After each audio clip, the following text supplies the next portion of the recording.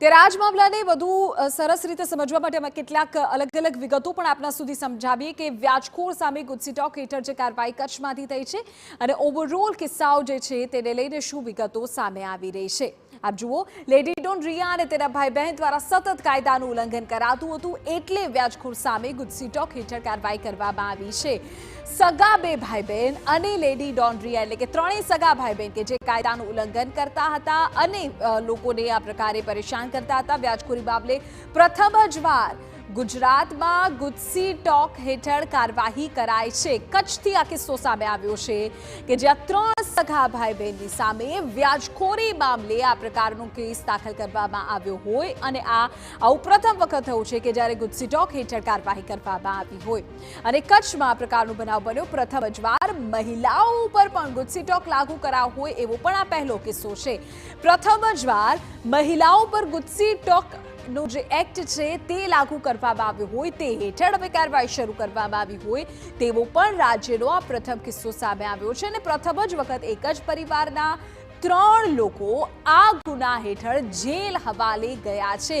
તો કચ્છથી એક મહત્વપૂર્ણ ઉદાહરણ અહીં સેટ કરવામાં આવ્યું છે કે જ્યાં સંગઠિત જે ગુનાખોરી છે તેની વ્યાખ્યામાં લોકોને સામેલ કરવામાં આવ્યા છે। વર્ષ 2020થી અત્યાર સુધી લેડી ડોન રિયા વિરુદ્ધ કુલ 8 ફરિયાદ નોંધાઈ છે અને આ 8 ફરિયાદોને સિવાય પણ જો કોઈ તેનો ભોગ બનેલા હોય તો તેમને આગળ આવવા માટે પણ પોલીસ દ્વારા અપીલ કરવામાં આવી છે, જેમાં ગેરકાયદે નાણાં ધિરાણ, પઠાણી ઉઘરાણી, હુમલા સહિતની ફરિયાદો તેમની વિરુદ્ધ નોંધાઈ છે।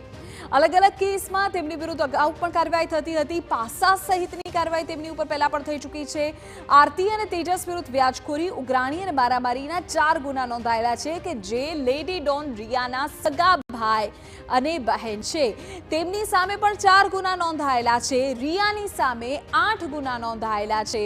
રિયા ગોસ્વામી કે જે અગાઉ પાસા હેઠળ જેલ હવાલે પણ થઈ ચૂકી છે, પરંતુ હવે આખરે ફરી ગુનાહિત પ્રવૃત્તિમાં તેની સંડોવણી સામે આવતા પોલીસ દ્વારા આ મામલે ચોક્કસ કાર્યવાહી આગળ ધરવામાં આવી છે અને ગુજસી ટોક હેઠળ કાર્યવાહી કરવામાં આવી છે। 2 કિસ્સામાં તો લોકોને આત્મહત્યા માટે પ્રેરિત કર્યાની ફરિયાદ પણ તેમની વિરુદ્ધ નોંધાઈ છે।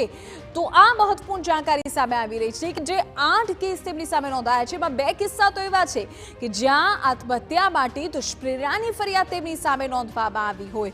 પોલીસ ફરિયાદ બાદ પણ નિરંકુશ તત્વોને પાઠ ભણાવવા માટે હવે ગુજસી ટોક હેઠળ દાખલારૂપ કાર્યવાહી ગુજરાત પોલીસ, કચ્છ પોલીસ કરવા જઈ રહી છે, કારણ કે વારંવાર આ પ્રકારના ચાન્સીસ અને જામીન પર બહાર આવ્યા બાદ ફરી ગુનાખોરી, ગુનાહિત જે પ્રવૃત્તિઓ છે તે કરવી અને એ જ તમામને લઈને અત્યારે કાર્યવાહી કરવામાં આવી રહી હોવાની જાણકારી છે।